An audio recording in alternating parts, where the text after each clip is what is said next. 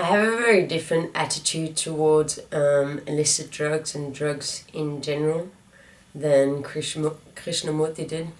I don't know if he ever experimented with drugs or ever took drugs. I want to talk about my experience because it is relevant, and I need you to also understand that I see it a bit differently.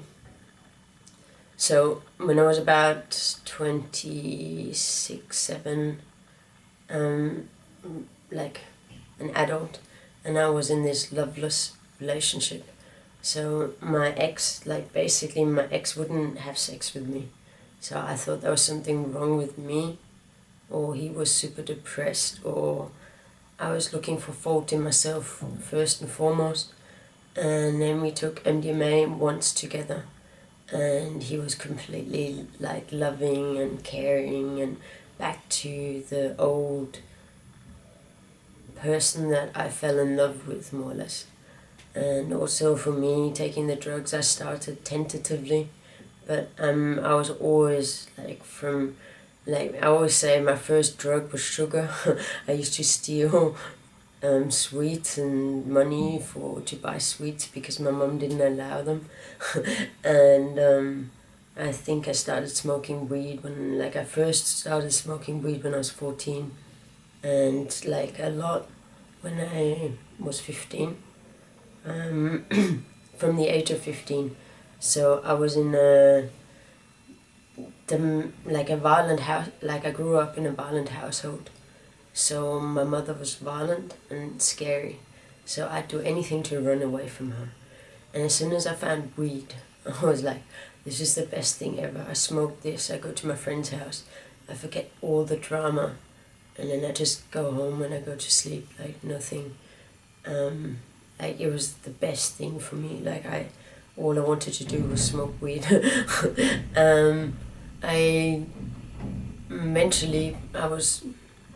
I sort of stopped smoking weed because I was a snowboarder. I snowboarded a lot, and I was sponsored, and I was taking it quite seriously. So I was trying to become professional. Not very well. I wasn't that good. It wasn't really a very reasonable goal. Maybe I could have approached it differently and maybe it would have worked, yes. But the way that I was approaching trying to be professional in snowboarding was very misguided. Anyway, that doesn't matter. I stopped smoking weed completely because I was very healthy, or trying to be healthy and fit for snowboarding. You need to... snowboarding is pretty dangerous. I used to jump kickers and stuff, so if you're flying 20 meters through the air, you sort of want to be of sound mind. And also, I preferred snowboarding on handrails, and so I liked being, I thought I needed all my focus. I did, and so I never smoked weed, so I stopped smoking weed for about 10 years. But I did go into experimentation with harder drugs, like cocaine, MDMA, ketamine. I didn't really do much ketamine, but acid, everything, pretty much speed. I was a drug taker, I was a drug fiend, and at that time I openly talk about it, and I tell people about it, and I always say it's a crazy thing because I studied chemistry, so I knew very well what I was doing to myself, and I knew of the dangers and the risks and the overdoing it, and I definitely completely overdid it all the time. And I always, when I think back at it, I know 100% it was suicidal.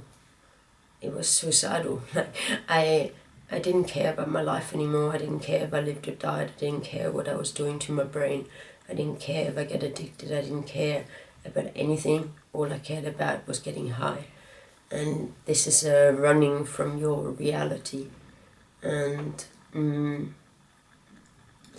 it was also, so I did this for a few years, not like hugely excessive, but quite excessively, enough that I know enough about drug culture to understand. And the one thing that I want to highlight in this is that how I see this now is it is actually a search for yourself. It's like it's a hardcore way, but you're running from something, and that's why you're taking a drug, or that's why I was taking the drugs. I was running from my reality.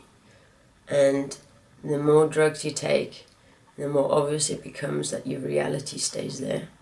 And sooner or later you're going to stop taking the drugs and face your reality, or that's what most people did, not all, because the thing that I always say,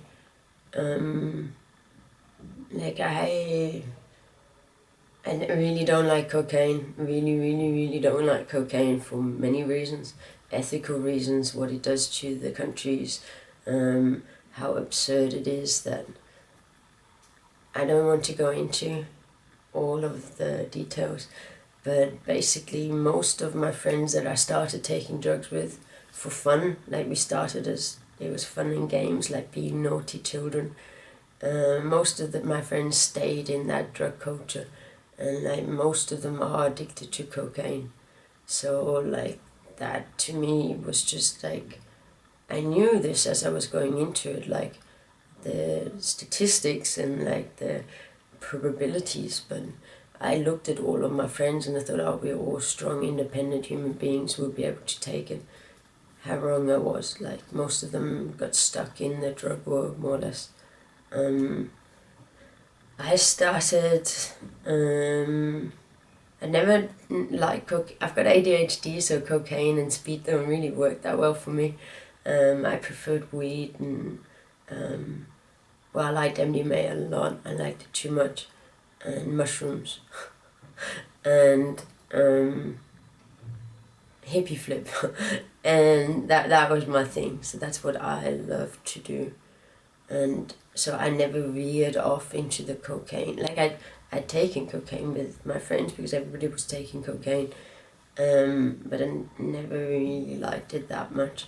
And then I saw what it did to so many of my friends. So many of my friends, they changed into different people. And so I was fortunate that I didn't like cocaine. And that was one of the main reasons my relationship more or less broke up, because my ex basically was just drinking and taking cocaine. And then I just went like, well, now we don't even have sports in common anymore. I don't like drinking and I don't like cocaine. So it was sort of like, okay, I give up. And that's just too much now. And the cocaine just made him mean to me, you know. I didn't want to spend time with him when he was drunk and on cocaine. And that's true for many of my friends. Like as soon as they're drunk and high on coke, I leave. So I don't judge them for it, because I know why you go into this, and I know the search. And if I managed, because then I sort of worked out through microdosing mushrooms that it helped me with my depression. And then I went, oh crap, now I really have to admit that I'm depressed, which I've been running from since the age of 15, I think. I tried going to a psychiatrist when I was 15 and had a very bad experience, so I was like, I'm never ever going back to a psychiatrist. And then I realized, okay, you're depressed, I need antidepressants. And then I went to, so more or less my drug binge, my like getting high, my crazy nature, like going absolutely bonkers, helped me face myself and face my issues and go like, okay, this is enough, like I've tried this, it hasn't made me happy, maybe I'm gonna try the other way. And so I see the search, like I don't see people abusing drugs, I see it as a search for yourself. It's like a hardcore search for yourself. And like it's very more effective than sitting there meditating, thinking of nothing. I'm not condoning drugs in any sort of way, because like I just want to say that I understand what it's like. I've been there, and the reason I was there is because I was suicidal.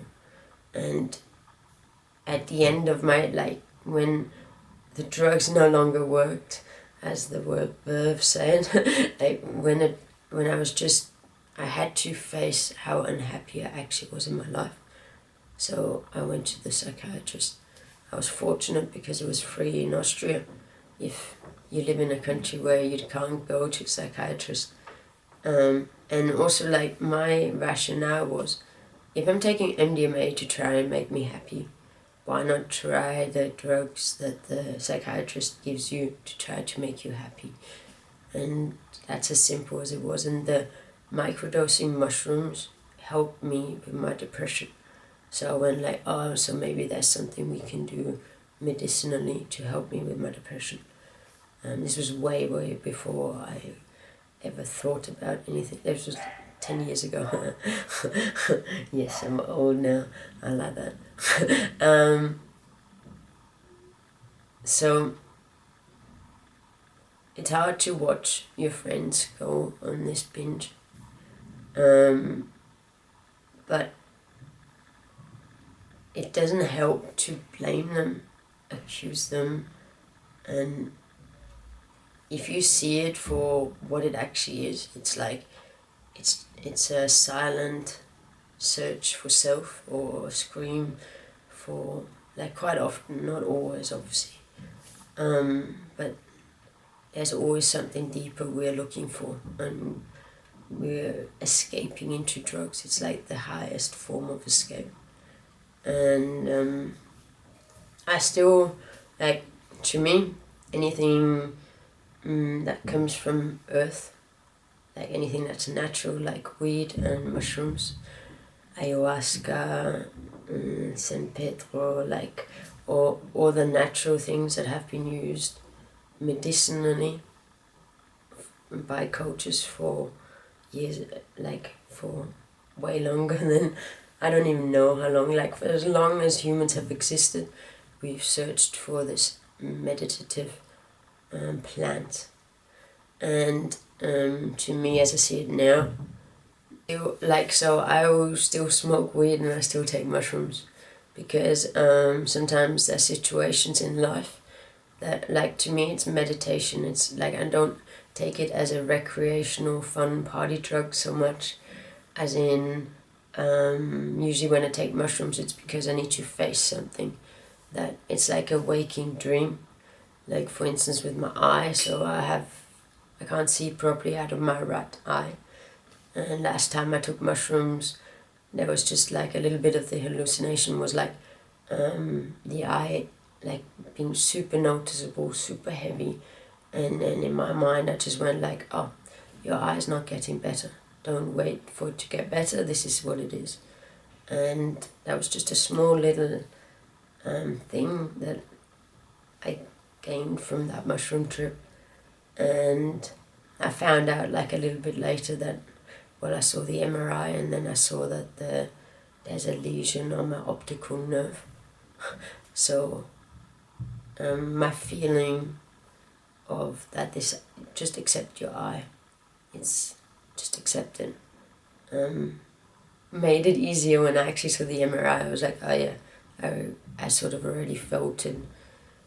So I'm not saying it's magical powers, it's just it helps you focus on yourself and really feel yourself and really meditate. Again, I don't want to try and encourage you to take mushrooms, but if you've taken mushrooms and acid and you've already experienced probably ego death, you've experienced what it's like to just float into life and go oh my god, look at that tree, how beautiful is that? So it's sort of the same thing, that's why I mention it. And it's also, for me, the reason why so many cultures and traditions have been using these plants for this, I reckon, I assume, because it makes perfect sense. Like, as soon as you understand life without the ego, and then, like, if you've taken mushrooms or acid, or like these drugs that make you feel ego-free, you'll recognize the similarities. And the funny thing is that, like, there's so many gurus out there and so many people that pretend to be enlightened, and like, they've got no idea what they're talking about. Like, most of them, like, you can just tell straight away, like, oh no, they're just bullshitting, they're just making something up. Like, the most accurate descriptions of enlightenment I've heard were from people that were describing trips, so acid trips or mushroom trips, and like cert or DMT and things like that. Those are usually the most accurate things that I've ever heard, and they don't even know it's enlightenment. So they tell you, like, oh, it was this weird feeling of like, I'm one with everything, but like, I looked at my friend and I could feel him, and like, yeah, that's what more or less, like, that's sort of what it feels like. It's not as intense, but like, as I understood Krishnamurti, like, I was in a very stressful situation, and all of a sudden I was so happy, and I walked outside and I went like, oh my god, that child is smiling all over its face, and oh my god, the snow and the tree looks so pretty, and like, oh, look at that, there's a flower. And that's how I walked down, and I went like, for a second I went like, did you just microdose? And then I went, no, you don't even have mushrooms. Like, and like, super appreciative of everything. Like, there's a flower there, there's a child smiling, there's whatever, like a bird singing. Like, you'd notice everything differently because the ego's not there. You're not preoccupied with thoughts, so you're open to your world. And so that's why I often laugh at. So that's why I had to mention the drugs, because in my life I talk about it all the time.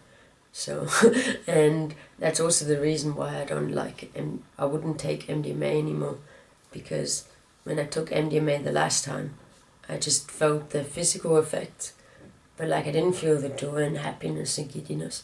And then, like, a little, of course I did, because I just took MDMA, but like, I soon realized, like, oh my god, like, no, this just is like a fake version of my real life.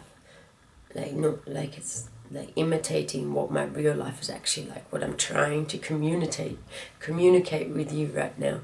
So it sounds corny as hell, but like, it was like a blissful thing to find out, more or less. I just got hot and uncomfortable and like clenching my jaws, and that's all I noticed. I didn't get the joy and happiness. My normal life is more joyful and happy now. Like, the simplest things bring me so much joy, and like, unconditional love, you know. It doesn't have to be someone I know. Anyway, I just wanted to mention that, and like, anything that comes from nature, I go like, meh, it's to me, it's not a drug. You can take it as a drug, like every day, like a drug. You can abuse it as a drug, but like, I just take it every now and then, like maybe every half a year, or if something happens like in some sort of way that's hard to deal with, and I sort of feel like I should be able to face it in my real life, and I'm a normal human being, I'm not perfect. When I saw the dead body, I couldn't deal with it, I couldn't face it. I needed to eat mushrooms to hallucinate about the dead body to face it, and it helped me. So I'm still not gonna, like, yeah.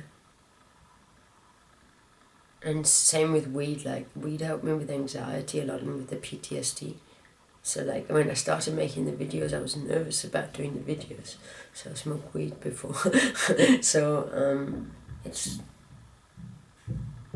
depends how you use it, obviously. If you abuse it and don't do anything, that's different, but if you're using it as a meditative practice, and which I do, like, I always do stretching, smoke a bit of weed and stretch for probably like 2 hours a day, maybe more, even. Like, that's like, it's me meditating. So I don't condone any drug taking, but I'm trying to say it's a search for yourself, and like, obviously it's not the right way of doing it, but I'm happy you're searching for yourself. And, like, you know, when you hit the bottom, like the worst time, that's when you can find yourself and you can truly accept yourself for who you are. And I'll be proud of you when you make it out the other side. And I'm sorry if you have friends that you're losing to drugs. And just all I ever do is I tell them directly, I don't want to spend time with them while they're on drugs. And then I'll be there for them as soon as they're sober. And unfortunately I've lost many friends to drugs. And I've also lost a lot of time and effort trying to help them in vain. So, you know, not everybody makes it out, unfortunately. You've just got to hope, and not hope, like, you just got to be there for them. They've got to know that you're there for them no matter what state. It's a true friend. And even no matter where they go, they're still deep down the human being that you know and love. So, and if you lose them, I'm sorry, like, I've lost lots of friends to heroin, and it's a horrible thing, and you can't blame yourself. It's not your responsibility. All you can do is be there for them. Make sure that they know that you're there for them when they're sober, when they need you, not to give them money, not to give them more drugs. And I'm sorry for you if you have to watch it, because it's it's fudging horrible to witness. And to lose a friend like that, it's like losing someone to suicide. Yeah. So much to drugs. And, like, taking drugs is still running from yourself. It's entertainment. It's the same as watching TV. And have sympathy for the people that are going into that end, because they've probably got something hard that they are chewing on, that they need to get through. And we'll all get there. We can all get there. We put ourselves in the corner. We can't help what happens to us in life, but we can help how we deal with it from then on. And once you're in the corner, there's two ways: death or facing yourself. And I truly hope facing yourself, it's not that big of a deal. You've got to live with yourself for the rest of your life. And you're going to run for the rest of your life. It's just face it. It's easier. It's so much easier. And accept yourself for who you are. And then you don't need any love from the outside. You don't need love from your mother, your partner, nobody. You need love from yourself first. You need to become whole. Accept yourself for who you are and become whole. And then you'll end the running and you finally arrived. Yeah. And then you can have that blissful state of excitement all the time. It's the best. Thank you very much for listening, and talk to you soon. One love.